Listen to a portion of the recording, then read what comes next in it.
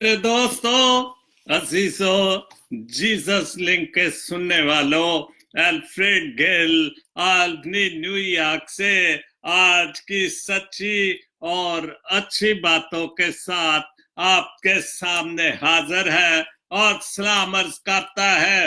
आज का शो मेरा है 483 483 और शो का टॉपिक है देख हमारा खुदा, देख हमारा खुदा। और यह हवाला मैंने लिया है दानियल नबी की किताब से, उसका 3 बाब और उसकी 17 से 19 आयत तक।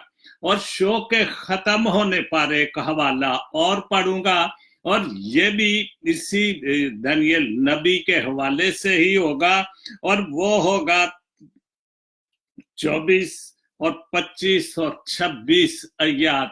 लेकिन शो से पहले यह हवाला जो आज खुदा ने मुझे दिया, और ईमान की मजबूती, बहुत बहुत ईमान की मजबूती के हवाले से ये मैंने आज का टॉपिक रखा है।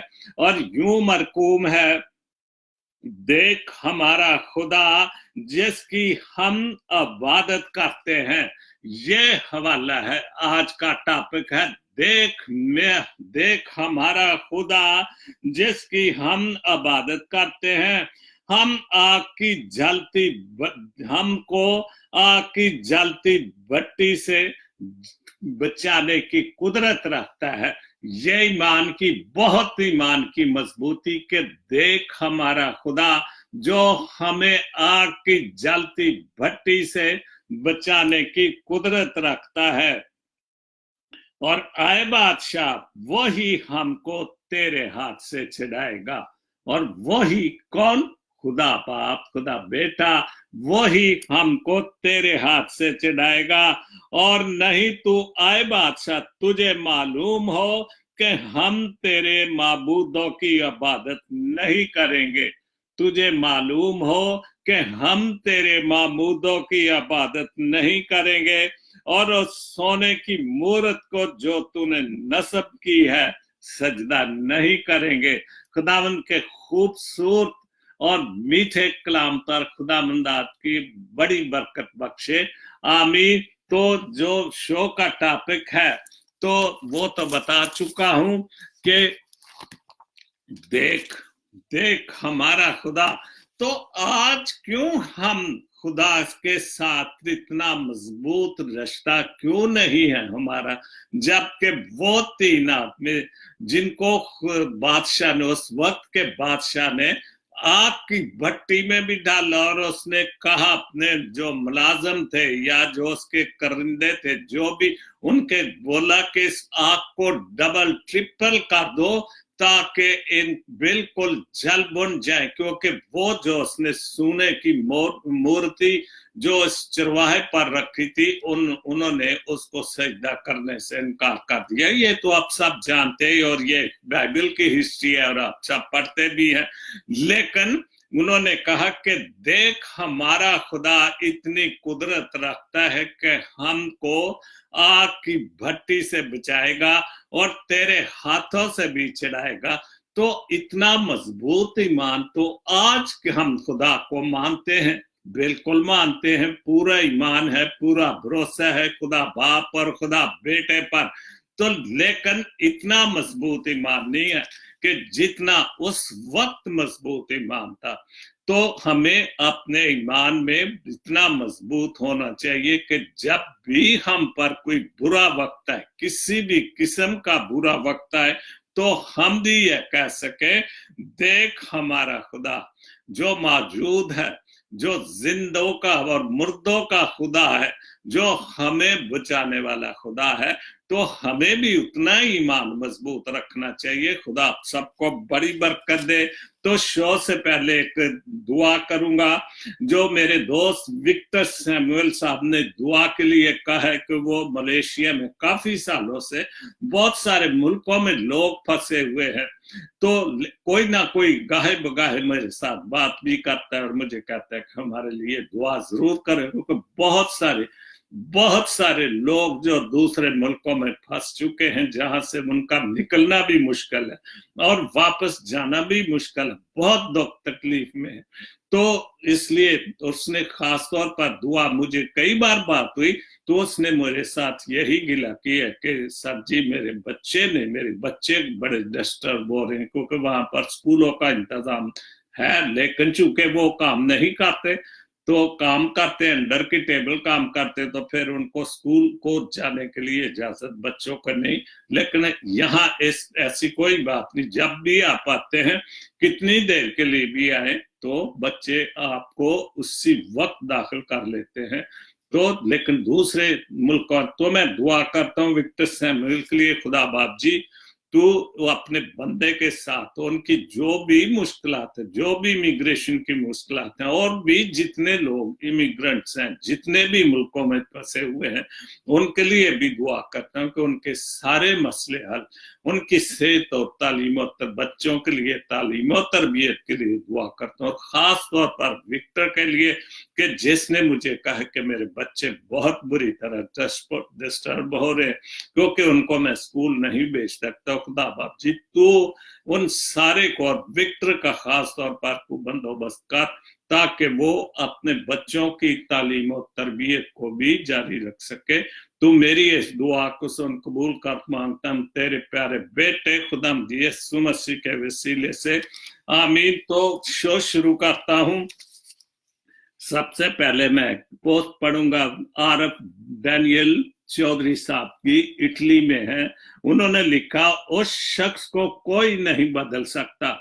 उन्होंने लिखा है कि उस शख्स को कोई नहीं बदल सकता जिसको अपने अंदर कोई गलती नजर ना आती हो। और ये बिल्कुल 100% सही बात है कि मैं ना मानू वाली बात जो हमने बहुत बुरी तरह मौजूद है कि मैं नहीं मानता अपनी गलती होते हुए भी हम ये कहते हैं कि मैं नहीं मानता, मतलब कि हम सच्चाई की तरफ नहीं जाना चाहते। अगर छोटी सी बात है कि गलती है तो हम कहें भाई हमसे गलती हुई है, जो भी आप माफी ना मांगे, सॉरी ना करें, लेकिन इतना ही अगर आप कह लेंगे मुझसे गलती हुई है, तो मेरे ख्याल है कि वो आदमी आपके साथ बिल्कुल ठीक हो जाएगा, आपको गले मिलेगा। तो इसलिए हमने हर आदमी को ये जो हमारी सोच है कि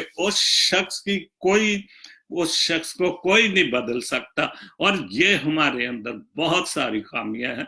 और इसी वजह से कि हम एक दूसरे से पीछे हैं, क्योंकि हमें पता है कि हम कोई गलती हो तो हम कहें भी ना किसी को कि यार उसके पास जाओ और उसको कहो कि यार कोई बात नहीं, लेकिन उसकी एक ही रट होती है कि मैं ना मानू, मेरी गलती नहीं है। इसलिए हमने अपनी गलती का एहसास होना चाहिए और हमने अपनी गलती का महसूस करना चाहिए।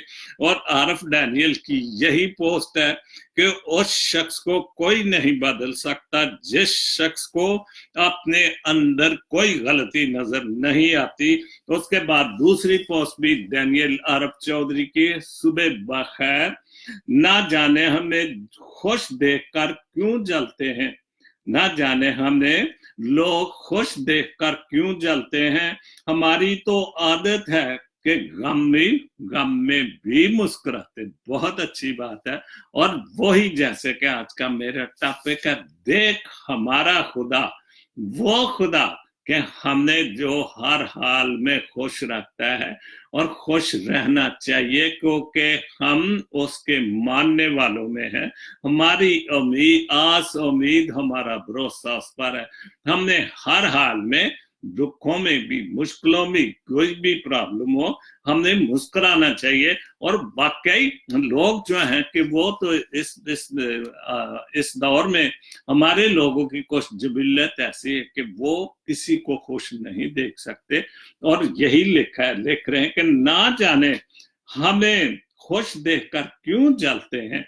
हमारी ये आदत है कि हम गम में भी मुस्कुराते हैं, और ये बहुत अच्छी आदत है। हम इसका मतलब है कि हम बहुत मजबूत हैं, दुनियावी तौर पर भी और रूहानी तौर पर भी। हमें अपने खुदा से, जिस पर हमारा ईमान है, मजबूत ईमान में हम करके खुदा बाप जी हमें दुनियावी तौर पर भी और रूहानी तौर पर भी मुकाबला करने की हिम्मत दे।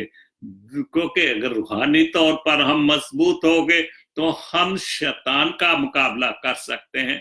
अगर दुनियावी तौर पर भी मजबूत होंगे तो फिर हम उन गलत लोगों का, जो शैतान की बातों को मानते हैं, जो हर बात को जिसमें गलती या कीड़े निकालने की आदत होती है, और हम उनका भी मुकाबला कर सकते हैं। लेकिन हमने हर हाल में मुस्कुराते ही रहना चाहिए, खुश ही रहना चाहिए, क्योंकि इसी में हमारी मजबूती भी है और हमारे लिए अच्छाई, आने वाले वक्त के लिए अच्छाई भी है।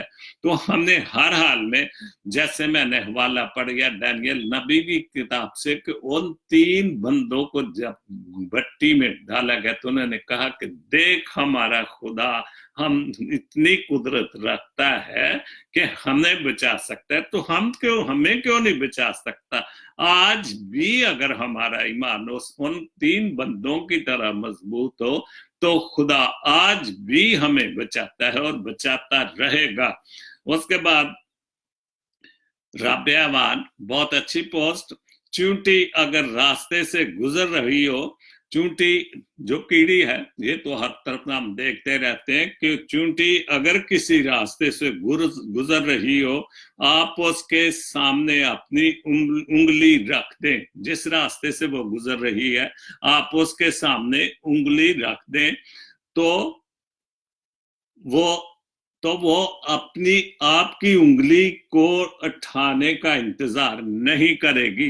वो आपकी उंगली को उठाने का इंतजार नहीं करेगी, बल्कि रास्ता बदलकर अपनी मंजिल मकसूद की तरफ चल पड़ेगी। और इसलिए किसी एक रास्ते को बंद पाकर थक हार कर नहीं बैठना चाहिए, बल्कि रास्ते और भी हैं। अगर हम थक हार जाएंगे तो इसका मतलब कि हमने दिल छोड़ दिया, हम हार गए नहीं। रास्ते, एक की छोटी सी चींटी क्या चीज है, कुछ भी नहीं। और आप देखते हैं ये कीड़े मकोड़े, जब सर्दी है वो अंदर बंद है, लेकिन जैसे ही गर्मी शुरू होगी, मौसम बदलेगा, तो फिर वो अपनी खुराक जमा करते। और जिस रास्ते पर, एक ही रास्ते पर वहां लाइन बन जाती, रास्ते सीधी लाइन में चलते हैं। लेकिन अगर रास्ते में रुकावटें भी आए तो वो चलते ही रहते हैं। वो जैसे लिखा है कि उंगली आप रख दे तो कीड़ी रास्ता बदल देगी। इसलिए उसको पता कि मेरे पास वक्त थोड़ा है, मौसम थोड़ा देर में बदल जाएगा, तो उसने बाकी 6 महीनों के लिए जितनी देर भी सर्दी रहनी होती है वो अपने लिए खुराक जमा करने की तगोदो में लगी रहती है। इसलिए उसको किसी की रुकावट कुछ नहीं कहती।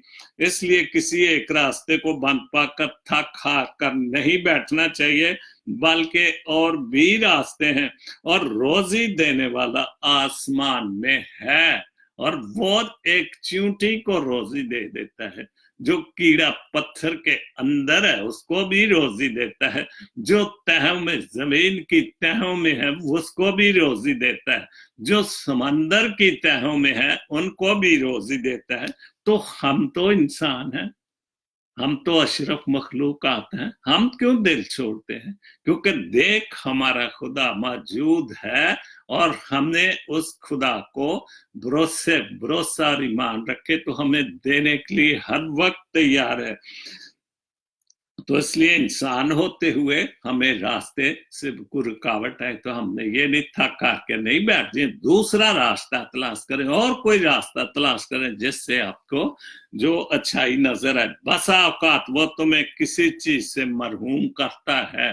कई दफा होता है कि वो किसी चीज से, जो भी हमारे पास है, वो मरहूम कर देता है ताकि उससे बेहतर चीज तुम्हें अता करे। और बिल्कुल ये 100% सच्ची बात है, क्योंकि उसके निजाम ने, वो आपके दिल और दिमाग को जानता है कि ये ईमानदारी से, भरोसे से लगातार अपनी मंजिल की तरफ गामजन है, तो फिर वो रुकावट डाल के आपके लिए कोई और अच्छी चीज आपको अता कर सकता है। उसके बाद ये एक्चुअली जो पोस्ट राबिया ईमान की टाइमलाइन से लेकर ये जो तहरीर है, ये परवीन शाकर, क्या बात है, बहुत खूबसूरत नामवर शायरा थी। और उसके बाद सर यूसुफ परवास की गजल बहुत खूबसूरत, आप सब जानते होंगे और फेसबुक पर उसको पढ़ते भी होंगे, बहुत खूबसूरत गजल लिखी उन्होंने। आपको हवा आग सारी आग आग के ढेर को हवा दी है, आग के ढेर को हवा दी है, जिंदगी ने कड़ी सजा दी है। बिल्कुल, ये तो एक अहम सी बात है कि जैसे अभी मैंने कीड़ी के हवाले से ये पोस्ट पढ़ी थी परवीन शाकर की, तो किसी ना किसी तरीके से हम एक दूसरे के लिए रुकावटें, आग से तो मतलब यही है कि आग के ढेर को हवा दी है, जिंदगी ने कड़ी सजा दी है, और हमने एक दूसरे की मुखालफतें करते हैं कि शायद हम इसकी जिंदगी को मुश्किलात में डाल सकते हैं, लेकिन अगर वो जिंदगी है, हम जिंदगी से लड़ना जानते हैं और हम जिंदगी में तगोदो करना जानते हैं, तो कभी भी हम किसी भी आग आ जाए, तूफान आ जाए, कुछ भी आ जाए, हम अपनी मंजिल को पाके ही रहेंगे और रास्ते हम चलते ही जाएंगे। किसी आग का, किसी तूफान का मुकाबला करने की हमने हिम्मत है, क्योंकि देख हमारा खुदा हमारे साथ मौजूद है।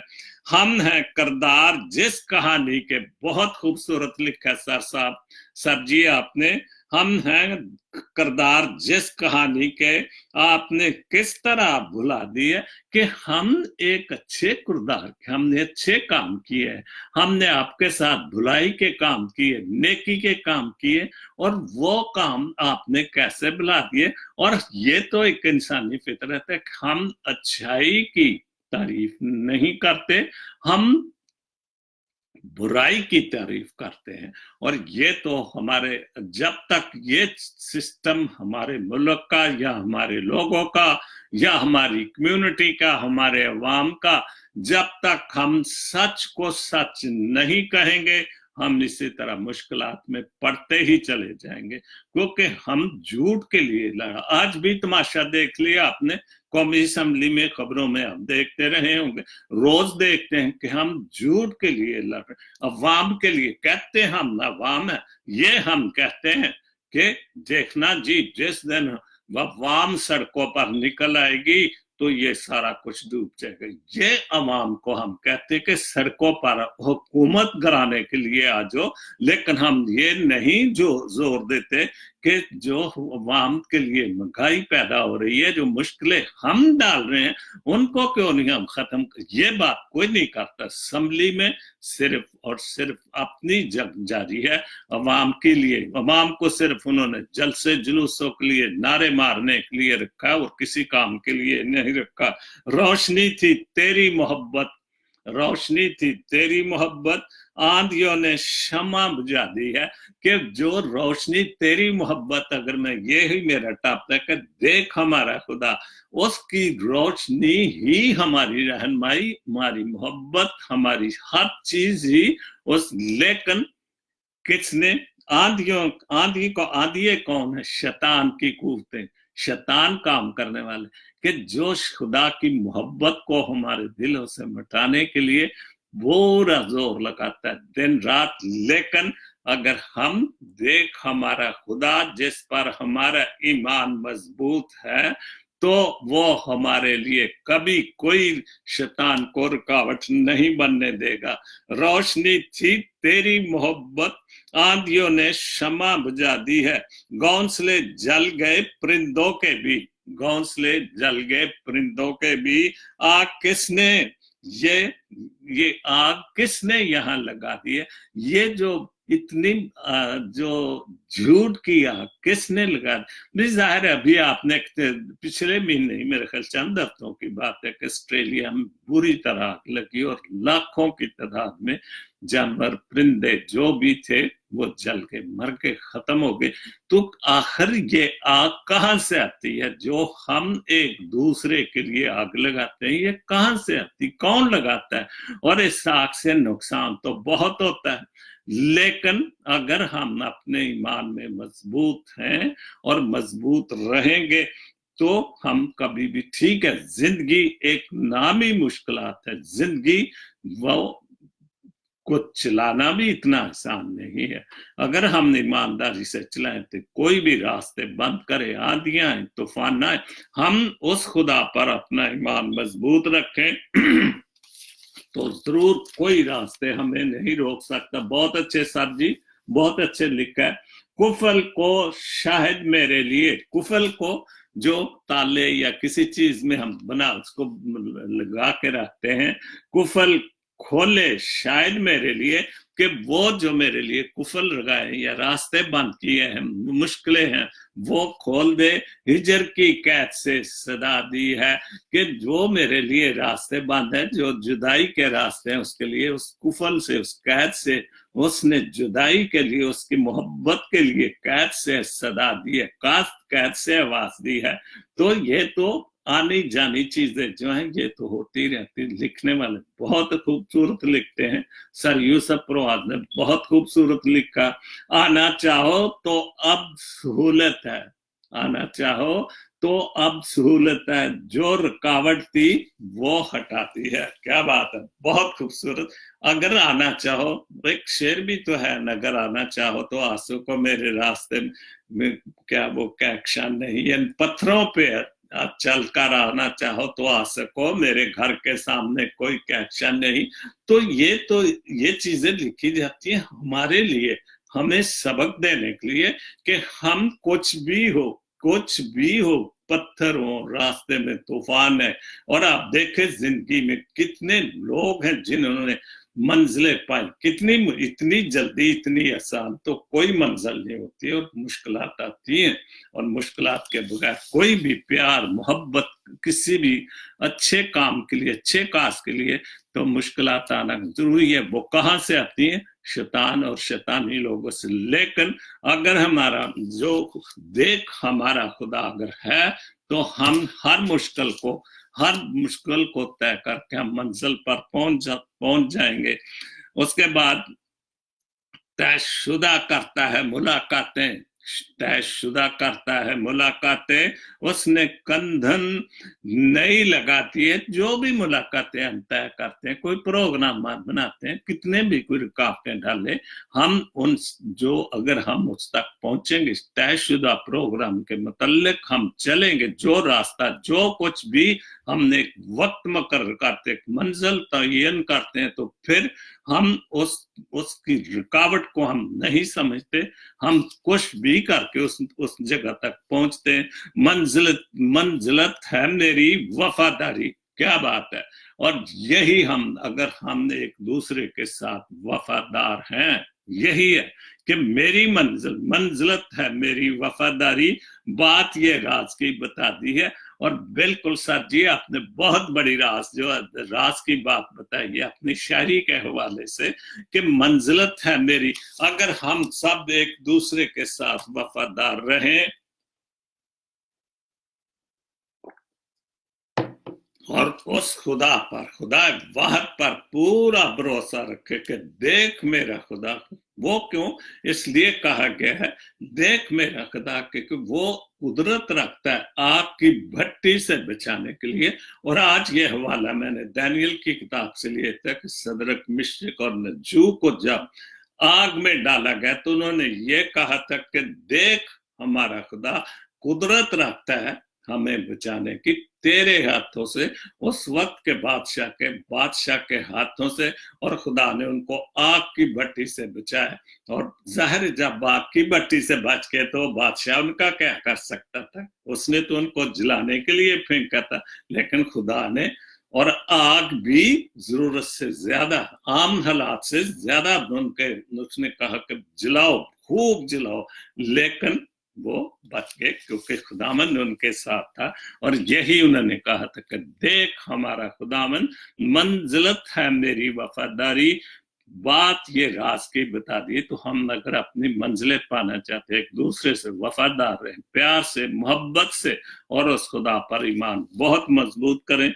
आज की अच्छी बात की एक पोस्ट, किसी इंसान की खूबी देखकर उसे बयान करो, लेकिन अगर खामी मिल जाए तो वो तुम्हारी खूबी का इम्तिहान है। बिल्कुल, मैं अक्सर ये कहता हूं कि हमारी कुछ आदत ऐसी कि हम खामी को देखकर तो खूब आग भड़काते हैं, खूब, और लेकिन नेकी को देखकर हम दबाने की कोशिश करते हैं। और यही वजह है तो जैसे यूसुफ साहब लिखे, मंजिलते हैं मेरी वफादारी, बात ये राज की बता दी है। तो अगर हमने एक दूसरे की खामियों को भी छुपाएं, खूबियों को भी बताएं, तो वो ज्यादा अच्छा होगी। लेकिन हम उसकी 100 नेकी को भूल कर, उसकी गलती को, एक खामी को, एक गुनाह को, उन 100 गलतियों को भूल कर उनको आग ज्यादा देते हैं, उनको हवा ज्यादा देते हैं कि खूब जब भी लोगों तक ये बात पहुंचाओ कि ये बुरा बने। लेकिन जब वो खुदा हमारे साथ है जो 3 आदमियों की आग की भट्टी से बचा सकता है, तो हमें क्यों नहीं? हम ईमान के कमजोर हैं, हमें सिदरिक मिश्क और अब्दुल नजू की तरह ईमान हो तो जो मर्जी आग जलाता रहे, जो मर्जी हमारी मुखालफत करता है, जो मर्जी जैसे कहे, हमें कोई जरूर नहीं पहुंच सकती। शहजाद गिल, मनफी सोच गलत ऐनक, गलत नंबर ऐनक की तरह होती है, और ये बिल्कुल ठीक बात है हमारी। और हमने अक्सर अपने शो में ये मैं कहता रहता हूँ कि हमारी सोच नेगेटिव है, मनफी है, पॉजिटिव नहीं, मुस्बत नहीं है। और इसी वजह से कि हम एक दूसरे की टांगे खींचते रहते हैं। मैंने एक बार लतीफा भी सुनाया था कि 70 में जब भुट्टो दौरा है तो बहुत जोरदार, उस वक्त से ही एक्चुअली है जो नारेबाजी है, जमहूरियत के नारे लगे उस वक्त। तो एक किसी ने लतीफा सुनाया कि लतीफे तो बनते ही रहते हैं कि जब कोई कुछ आदमी दोज़ख की आग में जले गए तो जिस कुएं में पाकिस्तानी थे, हर कुएं पर खुदा ने फरिश्ते या जो भी को जो ऊपर आए उसको डंडा मार के या कुछ को नीचे फेंको जिसका आग से उसको बाहर ना निकल। तो एक कुएं पे पाकिस्तानी थे, तो उन्होंने पूछा भी इस कुएं पर क्यों नहीं है कोई हाफिज क्यों, निगहबान क्यों नहीं? तो उसने जवाब दिया, भी देखो ये पाकिस्तानी लोग हैं, यहाँ मैं कोई पहरेदार बैठाने की या कोई जरूरत नहीं, क्योंकि ये अपनी टांगे जो ऊपर आता है उसको खुद ही नीचे खींच लेते हैं। और ये हकीकत लतीफा है, और लतीफा नहीं हकीकत है कि हम क्यों नहीं कामयाब होते। आप देखो यही तमाशा लगा हुआ है हमारे मुल्क में कि हम टांगे ज्यादा खींचते हैं एक दूसरे की, काम की बात कोई नहीं, कभी नहीं आज तक। और इस हुकूमत में तो 100% ही है काम, अपोजिशन तो जिसका तो काम ही है कि अभी एक बीबी उन्होंने रखी हुई है न्यून लीग वालों ने, जैसे ही इमरान ने कोई मुस्बत बात की तो उसने उनको तैयार है वो नफी पॉइंट लेकर, मनफी बातें लेकर लोगों को बदसर करने के लिए। ये तो हमारे लोगों की मुस्बत सोच हमारी नहीं है, नेगेटिव मनफी सोच है। और वाकई ये उस गैर नंबर जो गलत नंबर की तरह होते जिससे हर मंजिल धुंधला, हर रास्ता टेढ़ा और हर चेहरा बिगड़ा हुआ नजर आता है। तो तफसील तो मैं लेकिन ज्यादा भी नहीं, आप खुद देख रहे हैं, आप समझदार हैं, आप हर चीज को समझते हैं। उसके बाद तीसरी पोस्ट है, इंसान को उसके हालात और ख्यालात परेशान करते रहते हैं। इंसान को उसके हालात और ख्यालात परेशान करते रहते हैं। हालात तो वक्त के साथ बदलते रहते हैं। ये तो ठीक, आज गलत है कल सही हो जाएगा, आज रूज है कल जवाल हो गया, जवाल है कल, ये तो हालात बदलते, ये खुदा का निजाम है। रहते हैं, लेकिन ख्यालात का बदलना आसान नहीं होता। बिल्कुल, ये आखिरी बात बिल्कुल ठीक है कि हम अपने सच्चे ख्याल, अच्छे ख्यालात को बदलें, झूठ को छोड़े। झूठ और मुनाफिकत की जो जो एक लगी हुई है ना, एक जंग लगी हुई है सच की, सच को खत्म करने की, झूठ की जो जंग लगी हुई है, तो अगर हमारा ईमान मजबूत है, तो अगर हम सच का साथ दें, साथ खुदा पर भी ईमान रखे। हम लोगों से डरते हैं, खुदा से नहीं डरते, और यही वजह कि खुदा भी फिर हमें क्या, जब हम उसको नहीं मानते, हम लोगों को मानते, तो हमारे लिए मुश्किल हालात तो होंगे और होते हैं। आज भी यही हो रहा है कि हम झूठ का साथ दे रहे हैं और लोग भूखे मर रहे हैं, क्योंकि हम उन लोगों का साथ दे रहे जो झूठ बोलते हैं, जिन्होंने मुल्क का बेड़ा गर्क किया, जिन्होंने मुल्क को खा लिया। और ये हम आज असेंबली में किसी ने 10% कह दिया और हंगामे शुरू हो गए, इसलिए कि जो हकीकत है किसी ने कह दी और हम उस हकीकत को नहीं मानना चाहते। उसके बाद अर्नस्ट निहाल की पोस्ट है, नसीब अच्छा तो खूबसूरती का कोई फायदा नहीं। नसीब तो अच्छे हो तो भले खूबसूरत, क्योंकि आप देखते हैं जो खूबसूरत होते हैं उनकी चूंकि आदत अच्छी नहीं होती, लेकिन जो बदसूरत, जिनको हम देखना पसंद नहीं, जिससे हम दोस्ती पसंद नहीं करना चाहते, और उनके नसीब बहुत खूबसूरत होते हैं।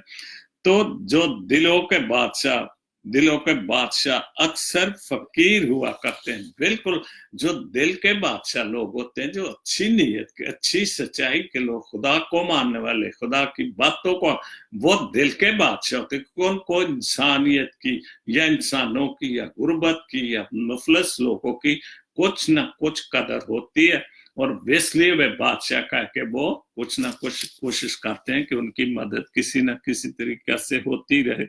मेरी जनाब बहुत अच्छे, आज एक शायर है टेरी मसी, बहुत खूबसूरत लिखा है उन्होंने। दो उनके कलाम हैं, पहला है मेरी जनाब उसको खुदा ने खुदा को कहा है, देख हमारा खुदा, देख हम मेरी जनाब, आपकी जनाब।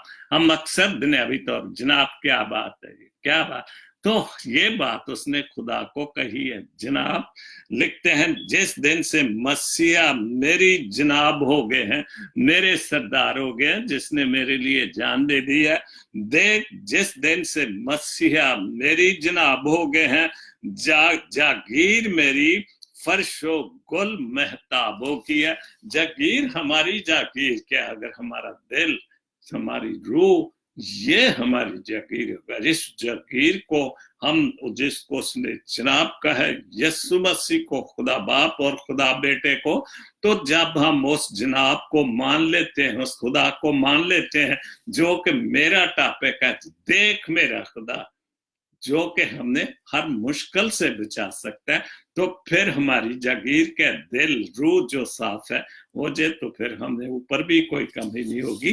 और इस दुनिया में, इस जिंदों की जमीन पर जितनी देर भी हमें किसी चीज की कोई भी कमी नहीं होगी। तो रास्ता सारी रुतबा तो उन्हें यस्सु अल्लाही जात है, रुतबा ना उन्हें क्यों अल्लाही जात मिले, रुतबा उन्हें जो खुदा को मानते, खुदा बाप और खुदा बेटे को मानते, रुतबा उन्हें क्यों ना अल्लाही जात का मिले, जिनकी झिड़क से साकत सलाब होते हैं। खुदाम यीशु मसीह के हवाले से जब वो रसूल उस वक्त दरिया में थे या उस नदी में थे, जब तूफान है, तो जब खुदाम यीशु वो बेईमान हो गए और उन्होंने इत्कात, और खुदाम यीशु मसीह ने जब देखा और उसने उस तूफान को डांट दिया और वो तूफान रुक गया, और फिर वो रसूल भी परेशान हो गए कि ये इतनी बड़ी हस्ती कौन है कि जो तूफानों को भी हुक्म देता है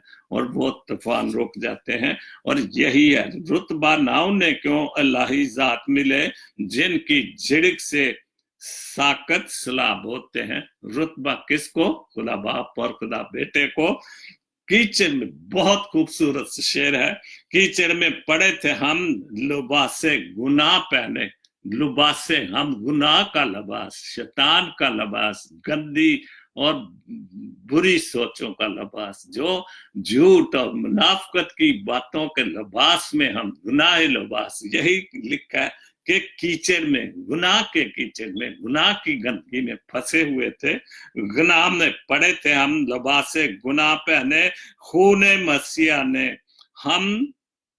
हम नवाब हो गए। क्या बात है, बहुत खूबसूरत कि खूने मसीहा से जिस वास्ते वो खुदा बाप के बेटे ने खून बहा दिया हमारे वास्ते, फिर हम क्या हो गए, नवाब हो गए, शैतान से छूट गए। लेकिन उसने तो हमें नवाब बनाया है, हम नवाबी के काबिल ही नहीं है मेरे ख्याल, क्योंकि हम झूठ और मुनाफकत की बातें, गुनाह की, हम उस कीचड़ में ही गिरना चाहते हैं, जिस कीचड़ में, गुनाहों के कीचड़ से जिसने हमें निकाला है। हम बार बार उस शैतान की बातें मानकर उस दलदल में, उस कीचड़ में, उस गंदे माहौल में जाकर फंसना चाहते हैं। बहुत अच्छा टहरी आपने लिखा है, मुरझाएंगे ना हरगज सरसब्ज राहें, मुरझाएंगे ना हरगज सरसब्ज सी राहें, आबे हयात से जो शराब हो गए हैं। तो कभी भी अगर हम ईमान में मजबूत है, हम अपने खुदा पर पुख्ता ईमान, उन 3 आदमियों की क्या वो अब्दुल नजू की तरह, जिनको आग की भट्टी में डाला गया था, उसकी उनकी तरह हमारा ईमान मजबूत है। तो उसने तो अपनी जान देकर सारे रास्ते खूबसूरत का, अब तो उसने मुश्किल रास्ते पे खून बहाए, कोड़े खाए, स्लीब उठाकर उस रास्ते पर चला, किस लिए, हमारे लिए। और उसने जो भी हम जो कीचड़ में फंसे लोग थे, गुनाहों में, दलदल में, तो उसने हमें तो वो शराब, जो शराब तो झूठ होता है, तो हमें इस झूठी जिंदगी से, शैतान की जिंदगी से निकाल दिया। जो अर्श से ऊंची है चट्टान यीशु, बिल्कुल वो तो अर्श से आया था, फर्श पर आया था, अर्श से, खुदा का बेटा अर्श से। और कितनी बड़ी बात है कि इतनी बड़ी जगह से, जहां पर हमारा ईमान है कि खुदा बाप वहां मौजूद है, और उस जगह को छोड़कर हमारी दुनिया में जो कीचड़ में, गंदगी में फंसी हुई थी, हमें निकालने के लिए वो अर्श से यीशु, उस चट्टान से, उस ऊंची चट्टान से, जो अर्श से ऊंची है चट्टान यीशु, अब हम उस चट्टान के अकाब हो गए। क्या बात है, तू अकाब है। वो यही कि अकाब जो है वो सबसे ऊंचा उठता है, ऊंचे। अब देखते भी हैं आजकल, तो पहले तो सुनने की बातें थी ना, आजकल तो हम टीवी पे देखते हैं, और देखे कि अकाब जब भी कुछ ठिकाना बनाता है अपने बच्चों के लिए, चोटी पर बनाता है, चट्टान पर हो या दरख्त, बहुत ऊपर बनाता है। और यीशु ने हमारे लिए ऐसे हम नकाब बना दिए कि हम ऊपर उड़ सकते हैं, लेकिन हम इंसान होते हुए हम अकाब नहीं बनना चाहते, हम कवि रहना चाहते हैं। इसलिए कि हमारी मनफी सोच, हमारी मस्बत सोच, हमारी गुनाहों की सोच, झूठ की सोच से हम निकल नहीं रहे। और जब तक हम इन सोचों से नहीं निकलेंगे, उस चट्टान तक और उस चट्टान पर बसेरा नहीं करेंगे जो खुदा यीशु मसीह ने हमारे लिए बनाए, जो नजरे करम हो जिन पे उस खालिक की, नजरे करम हो जिन पे उस खालिक की, ताहिर वो उस जहां में नायाब हो गए। और जिस पर खुदा यीशु मसीह, खुदा बाप और खुदा के बेटे की हो, तो वो इस जहां में नायाब हो गए हैं।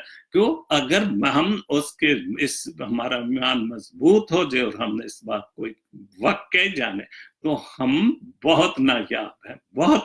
क्योंकि नायाब इसलिए कि उसने हम इंसानों के लिए, उसने कुल आलम के लिए जान दी। कोई माने ना माने, हर एक का अपना ईमान है, हर एक का अपना फेथ है, जो कुछ भी है, लेकिन वो तो हर इंसान का खुदा है।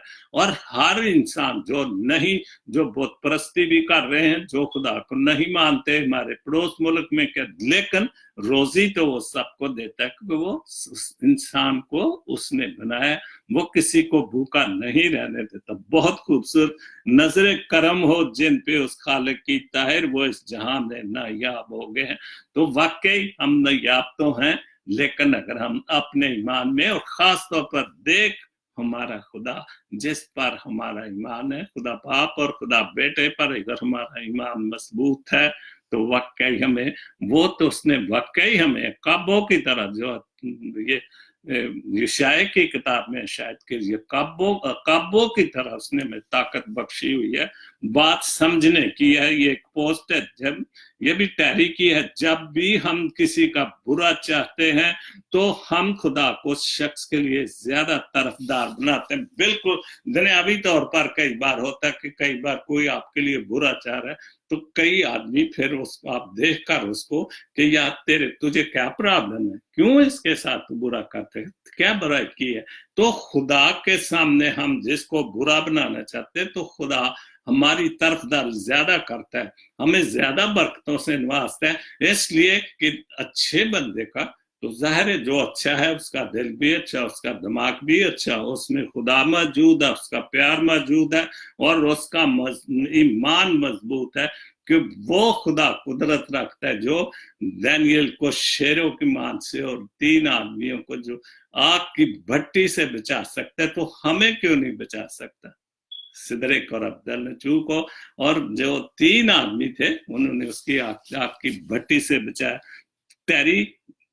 तेरी मसीह खुशी जरूर करें, ये भी उसकी पोस्ट है। शादी ब्याह में खूब ढोल, बहुत अच्छी दुनियावी लिहाज से बहुत अच्छी पोस्ट है।